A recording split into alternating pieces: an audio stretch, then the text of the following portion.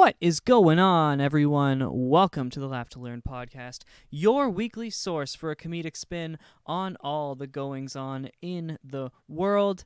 My name, as always, remains Jacob Paveo, and I come to you from the Great White North every Tuesday evening, Eastern Standard Time, fresh for you to download to listen to at work, Wednesday morning, everywhere, the entire world around. This podcast comes to you completely ad-free, and all that I ask is for you to hit that subscribe button while you're here. You already hit download. All you gotta do is hit subscribe, or maybe you're streaming it over on Spotify. Just hit the back arrow, hit that subscribe button, whatever platform you're on. That would mean the world to me. And then tell your friends about me, either in person or with a share over on social media. And then if you love the podcast, you can always go and give us a 5-star rating wherever you happen to be. Or you can give me a 1-star rating so that I can know that you asshole. Okay, I'm just saying. You have that option. I don't prefer that option. But, of course, it's free will. It's a free society unless you're listening to me from North Korea, in which case it's not a free society. And me being a person who has more money than you because you live in North Korea, I'm going to demand that you give me a 5-star rating. But everyone else, you have free will, so I'm going to encourage you through your free will to give me a 5-star rating. That way, I show up higher in searches on that podcasting platform. Next week, this podcast is going to be recorded on Sunday, so no difference for you guys. It's still going to come to you on Tuesday, but there's going to be no news updates or anything like that, because obviously I'll be recording it early. But the idea is that I'm testing out some new software. So typically I can get the recording done on Tuesday, or at least finalized on Tuesday. And yeah, that's not going to happen next week because definitely not going to try that with some new software. You never really know how it's going to end up. I might end up recording it as usual on the software I'm using right now, but for you guys, there's no change. But just so you're aware ahead of time, the stories aren't going to be completely up to date as of Tuesday.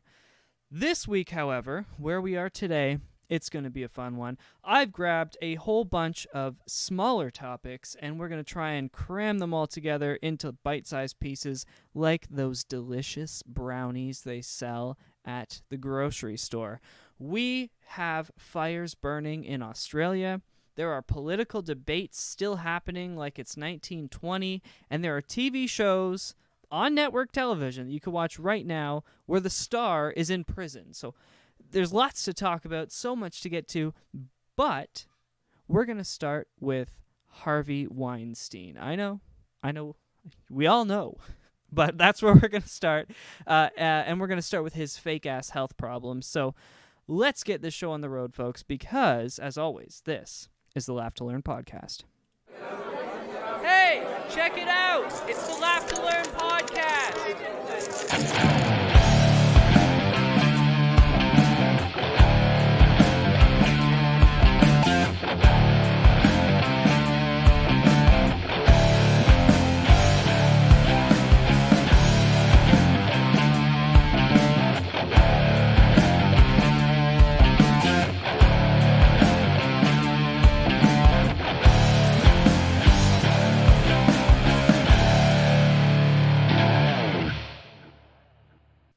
I wish that I could play a video for you right now. Never before have I wished so badly to be doing this on camera. It would almost be worth all of the pain and suffering that I would have to go through to edit this down through video as well. But I'm going to do my best to set the stage for you on this one anyways. So Harvey Weinstein, who I'm sure you all remember, he's that nasty old dude, the television producer who ran like a legitimate casting couch, where, you know, he's now on trial because he forced a whole bunch of women to have sex with him.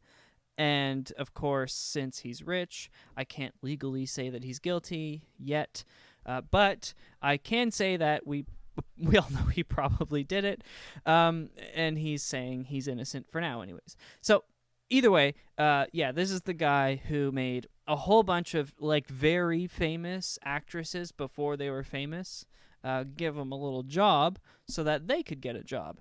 And on top of that, he's, as I just mentioned, on trial for literally forcing other girls to have sex with him, having nothing to do with the fact that they wanted jobs. But he is in court this past week for a bail hearing, and he showed up to this bail hearing using a walker. Now, he's, I believe, a 67-year-old man, so, maybe he needed that help to get into his bail hearing. However, the video is so good. It's so funny of him walking in because it is so obvious that he just wants to throw this fucking thing to the side and walk normally. But he just slowly moves his way and creeps his way inside because you could tell he does not need a walker. And to make things even better, he was spotted just a few days later without any sort of walking assistance shopping. So it's clear that he was just going into trial with a walker, I don't know, trying to get some sort of sympathy or something ridiculous like that. But it was clear he didn't need it, not, for walking purposes anyways, but he chose to do it anyways. And it's incredible how confident someone can be. I mean, could you imagine? That's like me going into work with a fake cast on, at being like, I have to go home, my arm hurts. And then going home, taking the cast off and posting a picture on Instagram of myself catching a football 2 hours later. I'd literally lose my job. But nope, it's okay. He's a rich guy. He's Harvey Weinstein, and he gets off. And he better be careful because getting off is exactly what got him here in the first place. This week I was given a very interesting problem to think about. I was asked if I'd played a video game called Disco Elysium by a dude at work, which I've heard about this game, but honestly, I haven't really been playing a variety of games lately, so I haven't really thought about picking it up. But if you didn't know, this game is made by a very interesting team because they actually won multiple awards. So they won an award for Best Independent Game, Best Video Game Narrative, and Best Role-Playing Game at the Game Awards last month. And that's quite an impressive feat. I mean, 3 major awards for an independent game. It's a really big deal. However, during their acceptance speech, they directly thanked Marx and Engels for, quote, providing us with our political education. Now, in case you don't know, Karl Marx and Friedrich Engels are the authors of the Communist Manifesto. They literally wrote the sort of stuff that inspired the Soviet Union and then later Cuba and Italy, although Italy later then converted to fascism. It's kind of complicated, but they really changed the world and made a bunch, especially Russia in particular, the Soviet Union, they created major communist nations, right? Did Marx and Engels. As well, this same development team keeps a photo of Stalin hanging in their office. Joseph Stalin literally hanging in their office, unironically, like an actual photo of him with no irony behind it. They actually idolize him.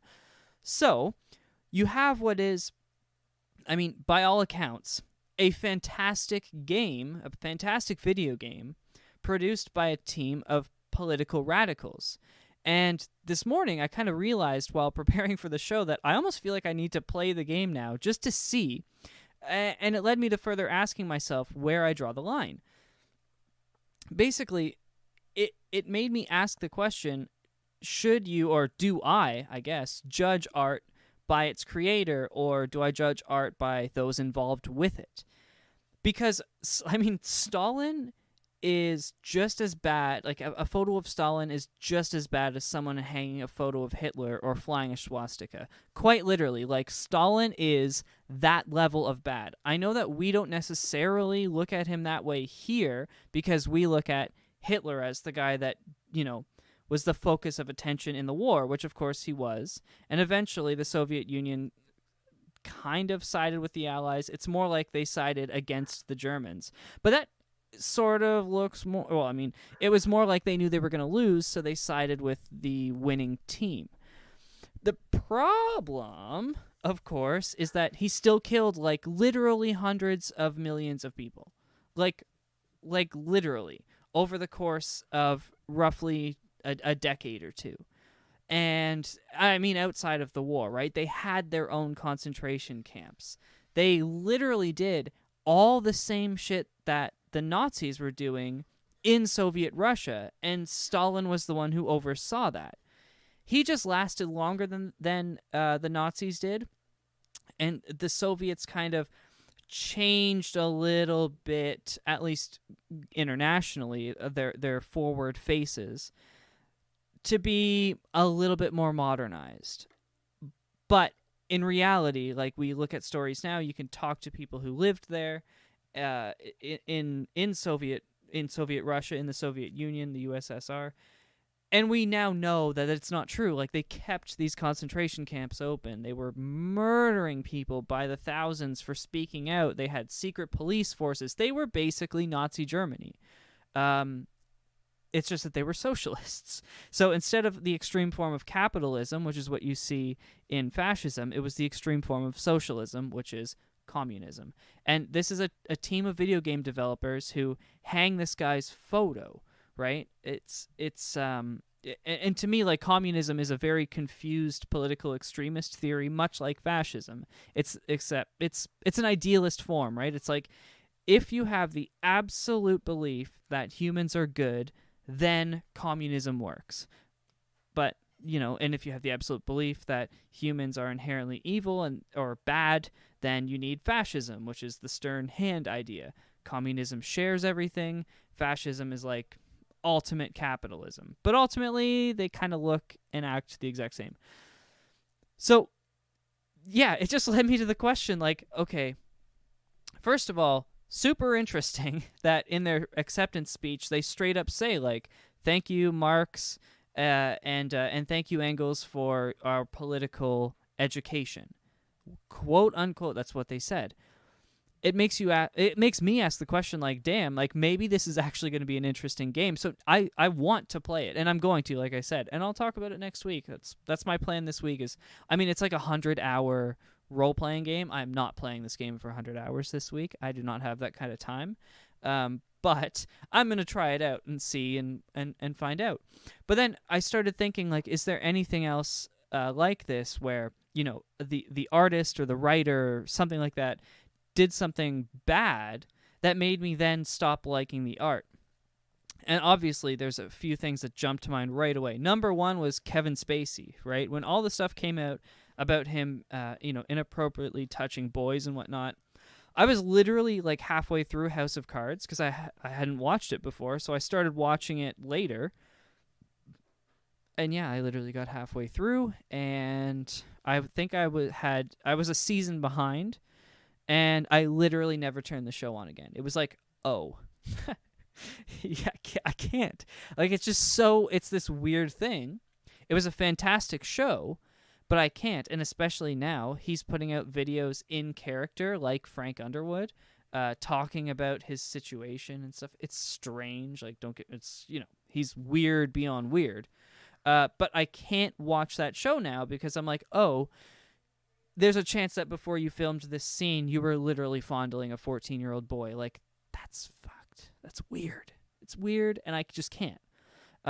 Other people who I would include in that is, like, R. Kelly, who I actually liked his music until, you know, as I got older, and I mean, I found out about the stuff that he did, and then more recent stuff that's come out. It's just like, oof, I just can't listen to his music. And then Michael Jackson, so there's two people actually who I never liked, to be perfectly honest with you. I'm really happy that Joe Rogan's come out and said that he never liked Bill Cosby, because I've said that forever. And as someone who, especially online, like I talk to people about comedy and stuff, he's idolized by a lot of people, even in my generation. But I never got it. Like, I listened to Bill Cosby's comedy, and I would be like, ugh. Like, I have a vinyl of his that I was given, and I was never really a fan of his, but I was like, okay, this is, I don't even remember what it's called, to be honest with you, but person who gave it to me was like, this is the one you have to listen to.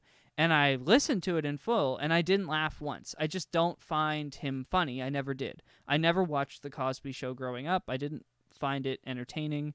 If it was on, I wouldn't watch it. Like, it just wasn't entertaining.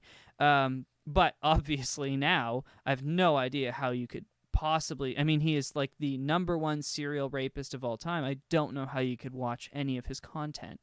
And then the other one, who I put in the same category, this is someone that no one says this about, but it's fucking true. Michael Jackson. He can't fucking sing. At least not as an adult. He can't sing. He just goes, "Aah!" That's it. He just makes like one squealing noise and talks in that same monotone pitch. It's just like, oh, fuck, I want to jump off a building when I hear it. But he's a fantastic dancer and performer. I would have loved to see Michael Jackson live. Would I ever put it on Spotify? No. Maybe at Halloween I'll put on Thriller. But, like, I don't understand how anyone thinks that Michael Jackson's a good singer as an adult. As a teenager and a child, he was a fantastic singer. But then he tried to protect his voice and got into this weird... and that's literally how every single thing that he does sounds. So... yeah, like Michael Jackson's another one, though, who I don't know for sure that he did it, right? Like R. Kelly, Kevin Spacey, Bill Cosby. I know for sure they did it, and I can't deal with their shit. Like, I just can't listen to them, watch them, whatever. Michael Jackson, though, if someone put on Michael Jackson, I wouldn't be like, oh, turn this off, like he's a child molester. I'd be like, ugh, turn this off, he can't sing. You know, I wouldn't jump to like, oh, he touched, I guess, R.I.P. He touched little kids. That's not what I jumped to. Whereas with the other three, that's all I can think about, right? Like, some R. Kelly comes on, and for a second you're like, okay, oh, wait, nope, I can't dance to this music because I know what you did to this music, you know? But it's this strange thing, like, where do you draw the line? Maybe it's with proof. Maybe that's what's holding me back with Michael Jackson. Or, I mean, like, I don't know. Michael Jackson was just a weird dude in general, and he wore it on his sleeve. So maybe it's almost like the Trump effect, where it's like, well, if everyone's always known, and even when I was younger, like, I knew Michael Jackson was weird. Like, I would have never approached him. You know what I mean? If given the chance as a child, I would have been like, that guy's weird. I'm staying away. So it was just always known, and with the other three, it sort of was something that came out later. I don't really know what it is, but I certainly think that I judge art ahead of time. So that kind of leads me to the next point, which is I'd have to ask myself how I feel if someone avoided me because of something like that, like because of politics, right? Like, what if someone, read a blurb about me, or wrote, I should say, someone writes a blurb about me that says he's a lefty, right? And then someone else sees that and they go, oh, well, I don't want to listen to him. Well, personally, I consider myself a centrist-leaning left, but on my podcast, I literally make fun of everyone. Every single person, right? I make fun of everyone, as you, the listener, knows.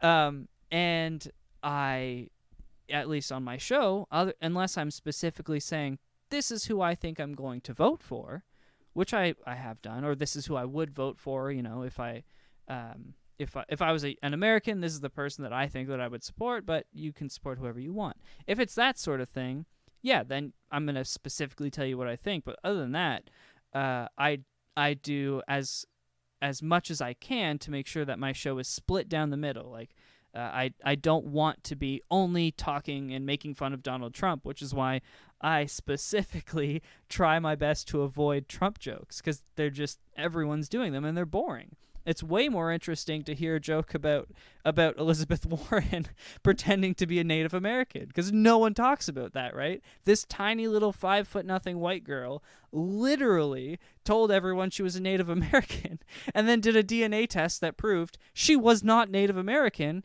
and yet she just got away with it. Like, could you imagine? Like, she literally got into Harvard saying she was Native, and she's like 1/2 millionth Native. You know what I mean? Like, she's not Native. So it's just, those are the sorts of stories that I like to cover, and just show that everyone's a dumbass, right? It's like, when it comes to politics, everyone's a dumbass. So back to the point of how would I feel if someone avoided me because of, one write-up or something on my politics. Like, it would really bother me. And that's why I've decided to play this game, Disco Elysium. I'm definitely not going to be watching House of Cards anytime soon, because, like, I think there is a line.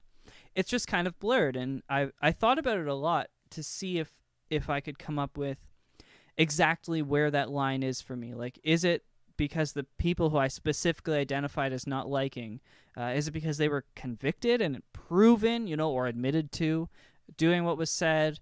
Or is it more along the lines of just the visual? Like, Michael Jackson being dead kind of makes it like, he's, like, it's old news almost. Like, he's dead. You know what I mean? Even if he did what he did, which, if he did, that's horrible, but, like, the guy's dead.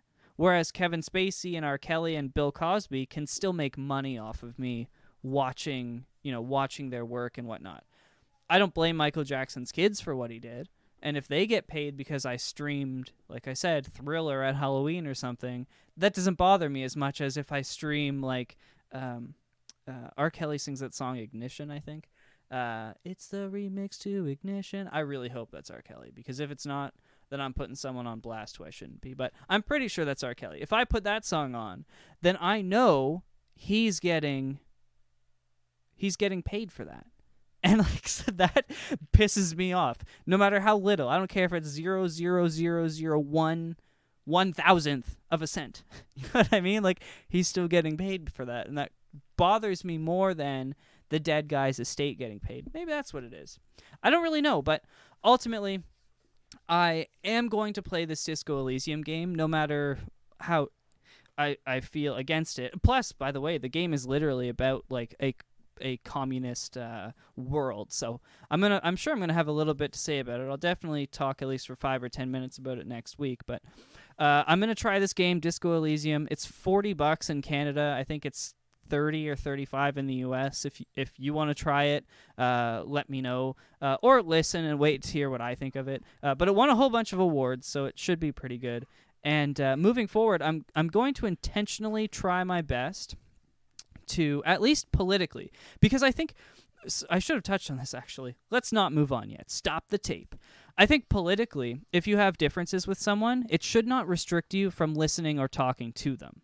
And I think that's kind of what I'm trying to get at here with this Disco Elysium thing. These are people who I don't agree with, right? I do not think communism's the way to go, and I don't think you should be promoting communism. However, they made a fantastic product by all measures. So I'm going to support that fantastic product, and I'm going to try it out, and maybe I won't like it, maybe it won't be for me, but I'm going to try it out and see. And I think everyone should do the same. Like, I would feel horrible if someone was like, well, I don't want to listen to your podcast because of who you voted for last year. I would be like, really? Like, that's dumb.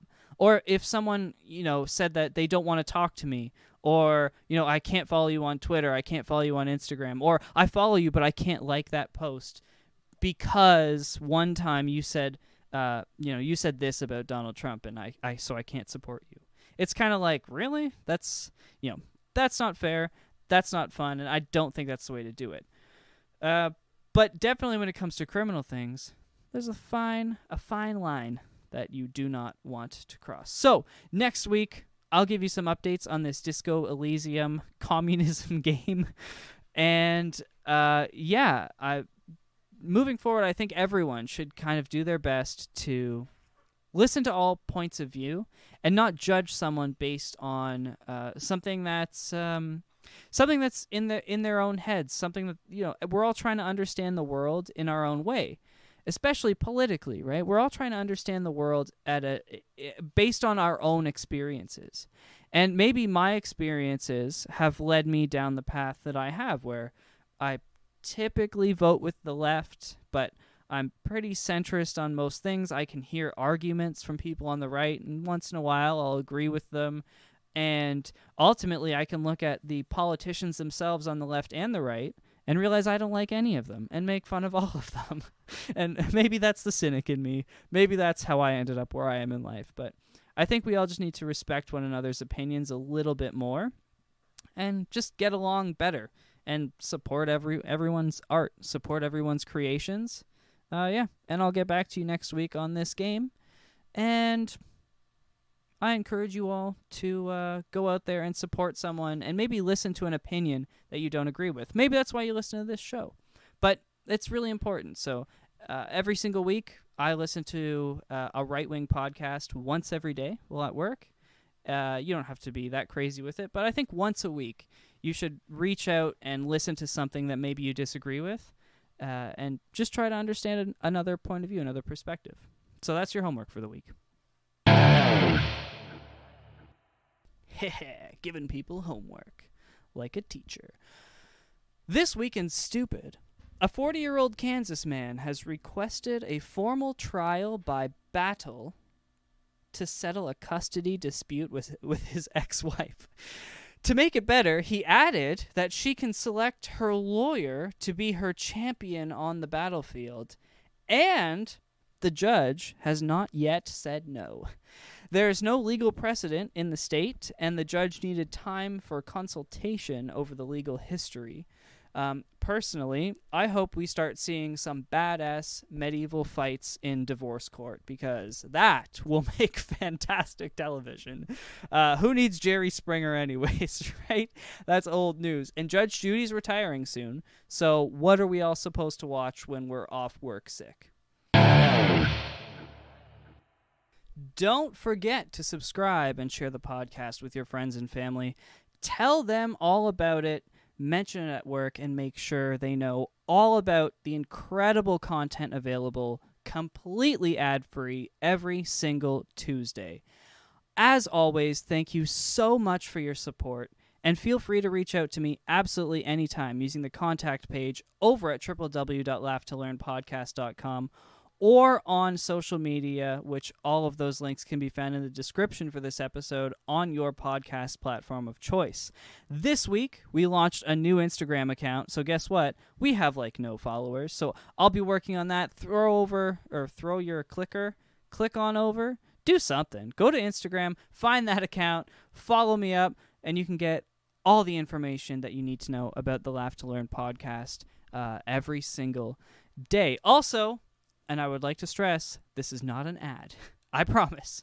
But right now, Australia is still burning. It's fallen out of the news cycle, but they still need help and relief. So please just let your friends know that if any of them really can donate to a charity of your choice, helping in any way, whether it's rebuilding homes, helping people to relocate and pay for food and clothing and transportation.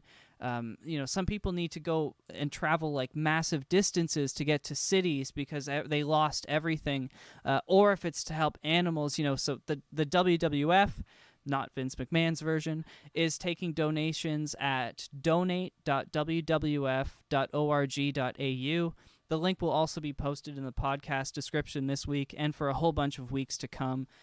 We really need to do all that we can because this is all of our faults. Straight up, this is because of global warming. We did this to ourselves. We are still doing this to our planet and to ourselves and all of these innocent creatures. So it's a horrible number of an insane number, really, of fires that are burning across the country. And honestly, I feel helpless watching from the other side of the world. So I'm doing just the little bit I can and imploring you guys to just, donate anything that you can, if you can, And if you can't, just tell people about it because it's a really important thing. So let's all do what we can to help out. The very first Democratic debate of this cycle was last June, and it drew in a total of 18.1 million views. Last week's final debate before the primary elections drew in a total of 7.3 million views, a 59.67% decrease in viewership from the first debate. And I don't blame you if you didn't watch, because it was boring as hell. Straight up, the debates have gotten worse and worse, and I know I told you guys that instead of watching them, you should watch clips, and I swear, even if you watch the clips, that 2 minutes might have put you to sleep, because holy hell, it was boring. But I'm not going to talk about the debate itself today. Instead, I'm going to talk about the structure of modern politics. I mean, after that debate, it made me want to slam my head into a wall over and over again until I forgot about it. I decided to check out some of Joe Rogan's interviews over on the Joe Rogan Experience, just to give myself, the hope that some of these candidates are actually more interesting than they appeared on stage. Because when they appear on podcasts, they're interesting people. And, Joe and some other big podcasters have talked about this, but watching the debate and then watching, Bernie's interview on JRE, it really made me realize and come to terms with the fact that the debate structure is, it's just so out of date. In 1920... it was the only way to get everyone in one room together, and you had to fly through the issues to see which politician you agreed with most, right? They didn't have anything other than newspapers and the radio for getting opinions out there. So if you had 5 people to choose from, maybe all 5 would come to town once over the year leading up to the election. So the only way that you could see them all together was to get them in your capital city and have them debate. And in the debate, you only had 2 hours, so they had to work, the way we see them work, where, okay, you have 5 people and 2 hours and 100 issues to cover. So you get a couple of seconds to quickly answer every question. But now, especially with the internet, and with video being so accessible, and especially podcasting, not that I'm biased, the candidates can each get their message out to these massive, massive audiences, and there's absolutely no need to ask each of them, in 90 seconds or less, something like, and I quote, "Senator Sanders, your campaign proposals would double federal spending over the next decade, an unprecedented level of spending not seen since World War II. How would you keep your plans from bankrupting the country?" End quote. That's a legitimate question that Bernie Sanders was asked. And maybe I should say that maybe you're unaware, but a country literally can't go bankrupt. That's not possible. A person can, but a country cannot. That's why they have, when you hear about the deficit, that's because the country is technically bankrupt. They keep borrowing from themselves, but they print the money, right? There's no such thing as a country going bankrupt. And Bernie Sanders had to actually answer that question in front of everyone. It was so stupid. Or these horrible things, clearly there was a bias against Bernie Sanders. So here's another real question. Right after Bernie denied having said anything about of this sort to Senator Elizabeth Warren. So the question was, quote, "Senator Warren, what did you think when you saw Senator Sanders told you a woman could not win the election?" End quote. So they asked Bernie, first of all, what are you going to do to make sure the country doesn't go bankrupt? And he gave this we'll actually be making more money. We're actually making more money when you implement my programs. I can't do a Bernie Sanders impression, clearly. Then they asked him if he had ever told Senator Warren that a woman can't win the election, to which he said, "No, absolutely not." Then they asked Elizabeth Warren, they completely ignored Bernie Sanders' answer. And they just said, what do you think when the senator told you that a woman can't win the election? It's so biased and gross and just like out of date. And these people have like 90 seconds. Like literally that question to Bernie Sanders about bankrupting the country was like, you have first of all, the guy asking the question told something. I'm not going to say that he lied, but it wasn't factual, right? So he made all 7 million people is not a lot in a country of 300 million, but 7 million people are watching. And he asked a question in front of 7 million people that's just wrong. It's literally like going on national TV with, like a musician or something like that and being like, so what do you do to make sure that you don't spread AIDS to other people? And it's a musician who doesn't have AIDS. And then that musician has to quickly, in 90 seconds, figure out like, okay, how am I going to save my entire career so people think that I'm not spreading AIDS? I can't make it look like it's a bad thing to have AIDS. And I also have to talk about safe sex, all in 90 seconds. That's what they're doing to these politicians. It's like he has to try and, not call this guy an idiot for saying the country can be bankrupt, while also saying that the country can't be bankrupt, while also saying that his program is going to be better in some way. You know what I mean? Like, it's so unfair, and it doesn't make any sense. And then the bias towards Elizabeth Warren was just so gross, and you see it every single time. It's the person asking the question can ask whatever question they want. So if I'm selected to ask questions and I have a favorite who I am like adamant should win this election, I'm going to be easier on them and attack their opponents, which is what this journalist, this female journalist who was asking the question, that's what she did in that circumstance. So, the bias, it just has to go away. The time constraints are horrible. Not to mention that, Bernie had like 90 seconds to save his political campaign. But you're talking about like, you're asking someone who might lead, the largest country in the world, all these crazy questions about like foreign politics. Like, you have 90 seconds to explain to us how to solve the problem in Iran. Well, Iran is a major, major issue. There are people who literally get PhDs in foreign relations with Iran.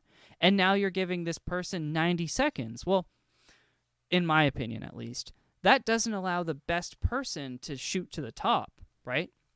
And the way that I know that is I'm the type of person who can come up with a 90-second bite. That's why I podcast, right? I can make sound bites. Growing up, like writing songs, writing hooks, writing jokes, writing comedy, I can write things that are short and to the point, right? And that's sort of why like a campaign would hire someone like me to write that. Because these politicians, they can't come up with that stuff. That's not what they do, right? It's just not. Like, and I don't want it to be. I don't want a politician who can write a fucking limerick. You know what I mean? I don't want a politician that can write a great joke. I don't want a politician that can write a catchy jingle. That's not what I want you to be able to do, right? If you can write a catchy jingle, I think you should go work, at like a big TV network or a big advertising company, right? Write a cool song for Oreo cookies. Like that's what creative people like myself should be doing in politics. They shouldn't be running things. And the amount of times that people have said to me like, oh, you know a lot about politics and you can talk, you should be running things. Like, no, who should be running things is someone with like a PhD at that level, right? Yeah, I should run for, small office. No problem. A normal person should. But I shouldn't be the Prime Minister of Canada. Someone like me shouldn't be running to be president. And that's kind of what we're seeing is this pivot all of a sudden with these 90-second sound bites that now get spread across the internet, and they're suddenly really impactful. Because it used to be like you would watch the whole debate, and then the news might take a few clips that they'll show the next day, and then it'll be forgotten. But now, like the handshake at the end, if you follow American politics, you've seen that Bernie Sanders tried to shake Elizabeth Warren's hand, and she refused and said, oh, I think you just called me a liar on national television. It's like, And now that's blown up, right? Something that happened afterwards on a hot mic. Everyone's seen it. I mean, like, tens, if not hundreds of millions of people have seen it. But only 7.3 million people actually cared to watch the debate itself. Isn't that wrong? Like, isn't that implicitly wrong? Like, there's something clearly wrong with that system. It would literally be like if you had, the last game of Major League Baseball's World Series, and, it was a ninth inning walk-off home run. Well, that would definitely have so many more views afterwards, because that's the grand finale, right?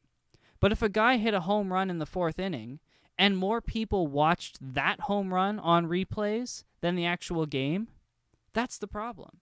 Because people watched this handshake when there's this whole debate going on about how we should run the country, right? The policies, the practices, the minutia, the important details. Although, as I just said, I don't think it's put together very well, but that's what they're discussing in this debate. And what makes it onto the the mass internet mind space? It's the fact that two of them didn't shake hands. And at the end, the home run that I'm referring to that everyone's watching, that's the election in this case. And everyone's going to watch that. And they're all going to watch the replay of the handshake. And they're going to be like, wow, look, that handshake played such a big role. But it shouldn't. It's an awkward structure, right? What was Bernie Sanders supposed to do? He was forced into a corner where either he says, yes, I'm a feminist, or an anti-feminist, I don't know what the hell the word would be, a male supremacist, and I think whatever. And I think that a woman can't win the presidency. No, he's not going to say that because he doesn't think that. It's clear he doesn't.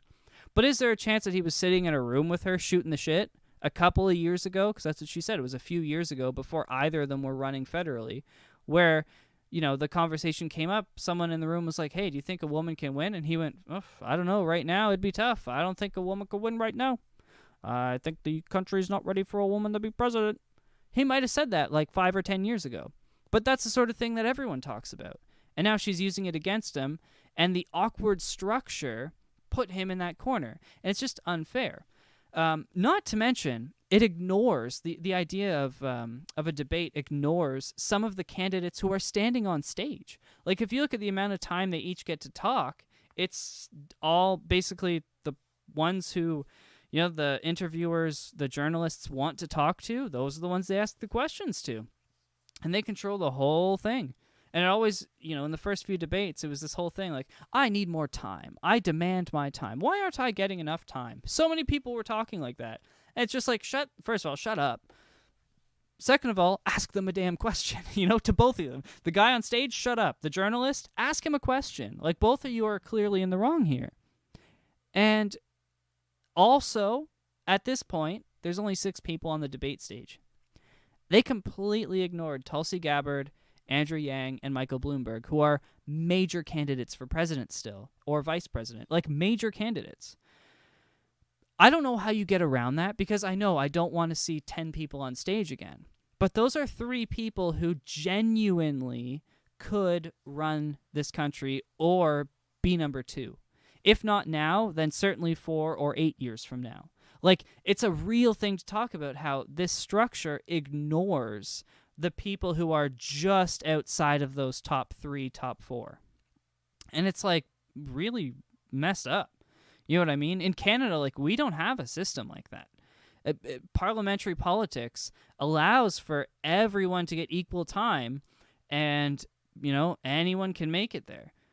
Really, like, anyone can get there if you work hard enough. You all get that equal time. Whereas the way they do it in the U.S., I think it's just crazy. It's like, I want to hear from some of these people, I'm not an American, so what does that matter, right? But Andrew Yang has a ton of followers.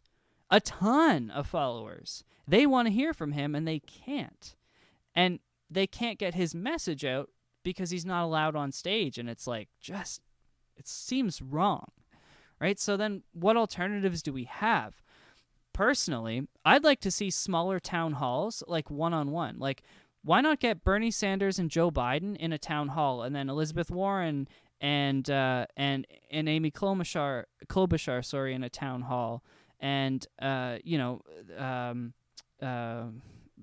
that's the way that I think it would be more interesting to see, like, two people having a detailed discussion about one thing. Like, after the shooting in Florida, Ted Cruz and a Democrat who I don't recall, they had a town hall in Florida, the two of them, and it was almost like a debate on gun control. And it was fascinating. It's incredible to watch. Like, seriously, you should absolutely watch it.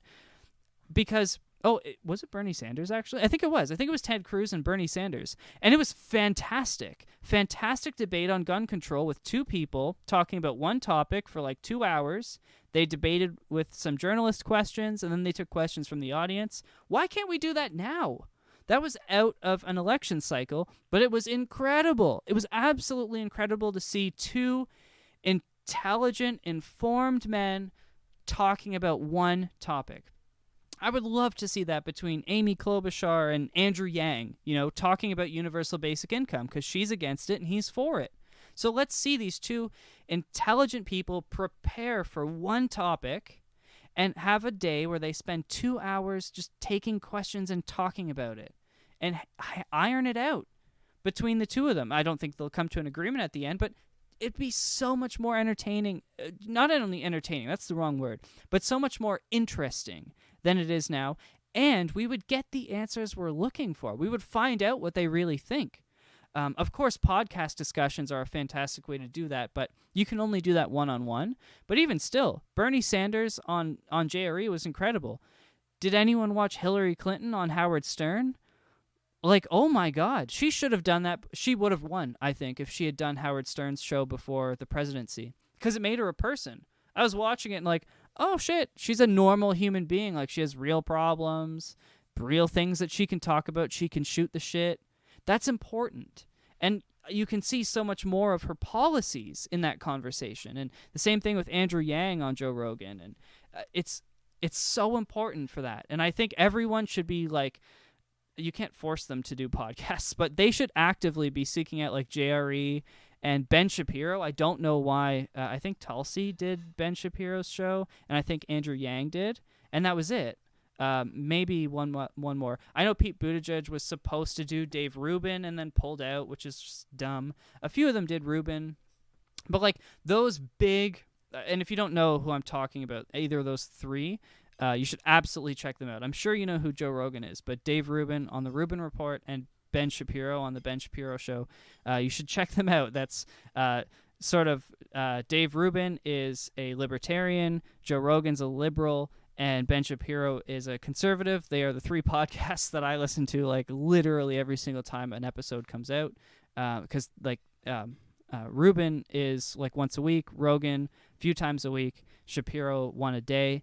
They're incredible to listen to politically, and they do great interviews. And those are the type of people that all the candidates should want to talk to, as well as the Laugh to Learn podcast. I think a presidential candidate should totally do the Laugh to Learn podcast, but we'll have to work on that for 2024. Also, I think social media hangouts are going to be used in the future. They're not really yet, but I think you're going to see someone just, someone on their team will turn a phone towards them and start streaming, or a camera hooked up to a phone, and start streaming on Instagram or TikTok. Can you stream on TikTok? I have no idea. But, YouTube Live, Twitch, just start streaming and asking them questions. Talk about questions that were emailed to you. Stream live events and rallies. Like, the opportunities are endless. Could you imagine if you just had a camera running at all of your rallies and someone can go on to, like, twitch.tv/Andrew Yang 2020 or whatever the hell and watch Andrew Yang's rally? That would be huge. Why don't they do that? Like, I don't understand. Or maybe Twitch doesn't let you. Do it on YouTube. I don't understand why they don't do that. I mean, it's an incredible opportunity to improve. And these are the sorts of things that, don't worry, when Canada starts going into our next election cycle, this is what I'm going to be talking about. And it's just so important. It's so important to do. It's so important to represent. It's so important to represent everybody and to reach everybody. And I don't think that debates do that. I think that to continue debating in the current structure that they use down in the U.S. really takes away from the citizens' ability to understand. Because if you're not up to date on everything, like, there are things they talk about in debates someone who actively follows everything in politics and news, questions come up where I'm like, oh, what the hell are they talking about? Like, literally, you have to know every little tiny detail. That's not the way that you win voters, and it's not the way to do things. Because the journalists sometimes try to seem impressive, right? Like, oh, look, I know about this really niche thing. What do you know about it? Like, the guy who ran as the Libertarian leader in the last U.S. election, on the debate stage, like the actual debate for the presidency, he was asked what Aleppo was. Now, Aleppo is a city in Syria where a major chemical attack happened. But, like, come on. And then everyone acts like, oh, he doesn't know what Aleppo is. Like, bitch, none of you knew what Aleppo was. I didn't know. I knew that a gas attack happened. I didn't know the city was called Aleppo. Like, and I follow this. So it creates such an unrealistic point of view, an unrealistic expectation of politicians. And I'd like to see that changed. But guess what? It's not going to change. Thank you all for listening. I really encourage you to take these discussions outside into the real world with your friends or with me over on Twitter or that new Instagram account. Again, links are down in the description. As always, this podcast is completely ad-free, and all I ask is you share it with your friends and family, subscribe on any podcasting app or over on YouTube, and tell your friends about me each and every week. Until next time, friends, don't forget about Australia. Mention that to people. It's super important. But put a smile on. Just do what I always ask. Please, keep on laughing and keep on learning.